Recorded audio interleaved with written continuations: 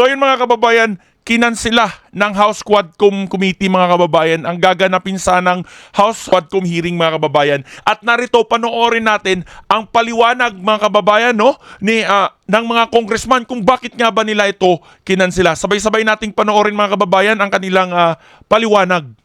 So, yung pagdinig bukas, and when was the decision to cancel arrived at? Thank you for that question, Tina. The Quadcom chairs are already contemplating since last week to move the scheduled Wednesday Quadcom hearing, no, for several reasons. First reason, yung aming mga if you recall, no, lagi namin sinasabi kapag may mga witnesses, we want them to execute affidavits. Number two, even if they have executed their affidavits, we will have to vet them, no. Meron pong legal team ina-assist ang Quadcom to interview yung aming mga because marami po ang gustong magsalita. Marami po ang gustong magbigay ng testimonya. Ang aming pong palagay, kailangan aralin namin, no? Kung sino ho yung aming iharap dun sa usapin ng EJK, dun sa usapin ng drugs, at syempre dun din sa usapin ng Pogo. Now, because of the several witnesses who wanted to give their testimony before the Quadcom, we decided that we should maybe interview them all first. Tingnan namin, sino ba yung yung mas credible doon? And it will take a lot of time, no, para sa amin. So, we decided... So, aaralin daw muna nila mga kababayan kung sino yung mas may credible na statement mga kababayan, no? That before we set this meeting, again, no, kailangan kumpirmado na kung sino yung ating ihaharap. Sino yung mga... Bakit ba nung mga nakaraang mga hearing ba ay hindi nyo kinukumpirma? Hindi nyo ba ginagawa yan? O wag nyo sabihin na kung sino-sino lang ang hinaharap nyo, congressman, no? Mga witnesses na pwedeng magbigay ng kanilang salaysay na ika nga ay may credibility. Kasi Credibility doon mano kababayan. gaya nung sinasabi ko sa inyo noon, marami hong gustong tumistigo. In fact, umabot pa kami sa punto na yung isang gustong tumistigo, pagkatapos siya magbigay ng kanyang affidavit, ay umabot kami sa punto na kailangan pa naming ipasuri siya sa psychiatrist, no? Ipasuri siya through a polygraph test sa Camp Crame, no? Para malaman namin kung ito ba'y nagsasabi ng totoo. Hindi ho madali, no, magpresenta ng witnesses. Kaya napag-usapan nga namin. So hindi daw madali mga kababayan magpresenta ng mga witnesses. Gaya ho kahapon ng hapon, na-decide na ho namin na i-cancel yung aming meeting supposedly for tomorrow, ngayong Wednesday, November 13, to give us more time hanggang next Thursday to interview, to set up our agenda, at tapusin po lahat ng pwede naming ma-interview. That is the reason why we had to cancel. Actually, 2 days ago, nag-decide na kami dyan eh. A week ago pa, pinag-uusapan Ayan, nagsalita na ang ating magiting na congressman, mga kababayan, no? Suddenly, kahapon pa. Si Dan Fernandez, mga kababayan, ang akusado, nagsalita na mga kababayan, no, itong akusadong congressman, no, si Dan Fernandez, no, na ayon kay Colonel Grijaldo ay nagbigay sa kanya ng script para siraan at aminin na di umano'y may reward system ang Duterte administration mga kababayan, at nag-offer pa, no, na pwede pa siyang maging general kung susundin ang kanyang utos. Nakakita tayo na attend na raw sila. And ang problem natin dyan, we have already notified yung mga resource persons, especially yung mga galing sa Cebu, yung mga victims. And at the same time, meron po kami binibet na galing sa Isabela, and I think one also from the north. And suddenly, naka-receive tayo ng mga ganong pronouncement that he will be attending. But of course, hindi pa naman po yun official na galing po sa former president that he will be attending on tomorrow's hearing. Unless and until that we have received any copy from him, then most likely. But it's hard to na makapag-ano na po tayo tomorrow because yung pronouncement and the invitation to other resource persons were already been cancelled. Dagdagan ko lang yung sinabi ni Kong Dan, no?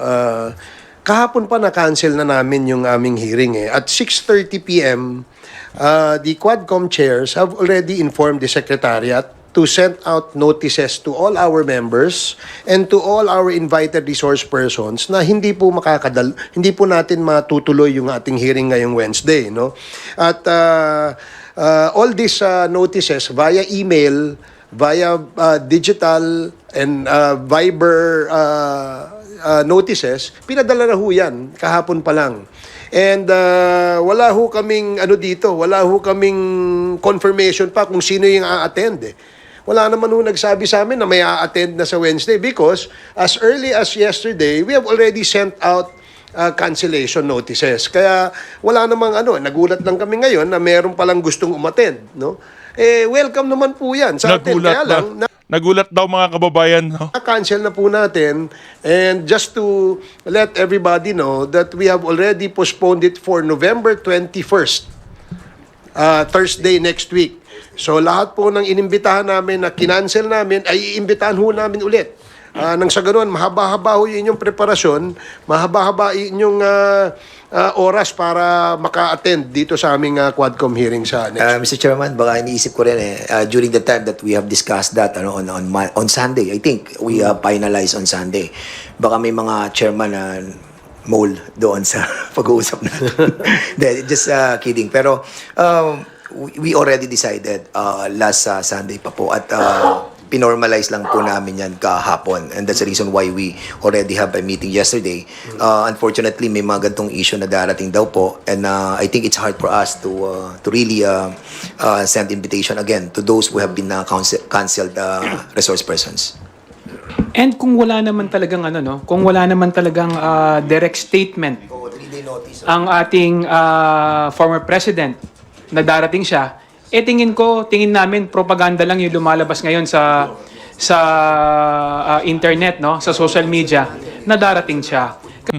Ay mga kababayan, nakisawsaw naman itong congressman na isang itong mga kababayan. Propaganda lang di umano ang umakalat sa internet na a-attend si dating Pangulong Duterte dahil di umano wala daw formal na letter mga kababayan, no, na atin nga itong si President Duterte. Kasi gusto rin naming dumating siya dahil pinagbantaan nga niya yung mga congressmen na sinasabi niya, sisipain daw niya, wala namang virtual kick. 'Di ba? So, mas maganda. Pwede ka nang mag-unli wifi sa bahay nyo or kahit saan ka man pumunta, gamit lamang itong portable pocket wifi. Kailangan mo lang Sana dumating siya dahil willing naman si Chairman Dan na magpasipa sa former president. Willing di umano mga kababayan, no? Tingnan yung mga kababayan, willing daw si Dan Fernandez na magpasipa. Virtual kick, Tsaka napakahirap naman po kung na-cancel ng isang committee hearing. Para mag-imbita ka na naman, you need at least 3-day notice sa mga i-invite ninyo. So, masyado na pong short yung ilang oras. In fact, yung mga naging reason kung bakit po kami nag-issue ng subpoena for the second time, na-reissue po namin because we are following our rules dito po sa House. Sir, yung si Attorney Panelo kasi yung isa sa mga nag-confirm na pupunta raw po si former President. Tapos, with the cancellation of the hearing, may mga posts po kasi online saying na baka naduwag daw yung Quadcom. Alam mo, unang-una, hindi naman si Attorney Panelo inimbitahan namin. Di ba? It was the former president ng aming inimbitahan. And we were informed that the lawyer or the counsel of the former president, where we also received letters from the law office of Attorney Delgra. Yun lang yung hinihintay namin na information. So kung social media wala akong pupunta, kung nagtatawag kayo ng mga vloggers parang disrespect yan sa atin dito sa sistema ng ating imbitasyon. Do not invite in the social media. Kung gusto nyo sumagot kayo, sulatan nyo kami. 'Di ba? Sulatan nyo kami kung kayo ay pupunta. So ayun kay Congressman Ace Barbers mga kababayan, no, sulatan di umano dahil disrespect umano sa kanila pagka sa social media lang sasabihin na mag-a-attend pero wala daw Pero wala daw formal letter na mag-a-attend ang dating Pangulo, mga kababayan. So, parang sinasabi nito ni Congressman Ace Barbers, mga kababayan, no, na wala daw, hindi daw nagbigay ng formal letter at wala naman daw binigay na formal letter na mag-a-attend nga itong si dating President Rodrigo Roa Duterte sa kanilang House Quadcom. Kaya malabo daw na naduwag sila kay dating President Rodrigo Roa Duterte. Hindi yung sa social media kayo magsasalita. Of course, we appreciate the fact that pupunta ang ating dating Pangulo dahil yun naman po ang request ng ating mga kasamahan sa Quadcom, no? Na magkaroon ng talakayan, magkaroon ng palitan ng idea tungkol dito sa usapin sa EJK at usapin sa drugs, no, na kung saan ay centerpiece ng kampanya ng ating dating administrasyon. Kaya nga gusto sana nating marinig mismo mula sa ating dating Pangulo kung ano yung mga kasagutan na kanyang ibibigay dun sa mga tanong na pinaghandaan ng ating mga Quadcom members. So, wag po nating I noticed also that there are several comments from the vloggers of I don't know which camp is that, no? Saying na wala pong naduduwag dito. Ganito ho, para ho malinaw. Ayan, mga kababayan, para malinaw di umano. Sa 21 meron kaming hearing. Yan ho, punta ho tayo dito. Pagkatapos ng 21, let us know kung kailan kayo pwede. Because we will schedule another Quadcom hearing on the date convenient for you, on the date na gusto ninyo, para ho mailatag natin ng maayos Ayan, ang ating mga kababayan, imbitasyon. no? Sabi ni Congressman Ace Barbers di umano pagbibigyan di umano nila si President Duterte, mga kababayan, kung anong date ang gusto niya at convenient ng dating Pangulo. And reminder also, as well, Mr. Chairman, as what Chairman Chu mentioned a while ago, that there is a 3-day ruling that are being followed by the committee. So, kailangan po ma-inform din po kami officially. Wag po sana sa social media para at least lahat. Kasi pag social media, you can always deny it, di ba? Pwede kang hindi pumunta, tapos sasabihin, hindi naman formal yon. But of course, kapag ginawa po nating official ang lahat, then resibo po yan. So I hope that prior to November 21 hearing, somebody or the lawyer of the former president will write the committee for his attendance. Maraming salamat po.